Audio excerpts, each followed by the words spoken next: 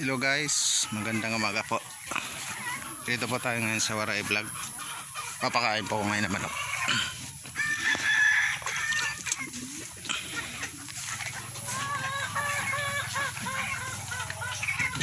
Hindi pa matapos-tapos yung kulungan namin.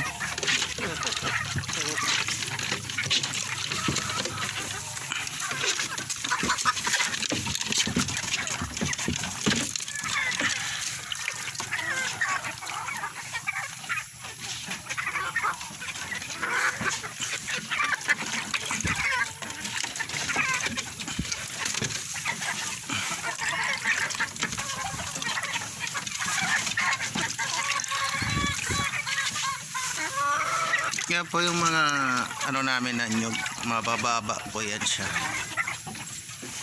Kahit bata nga po pwedeng kumuha din kung sakaling bumunga.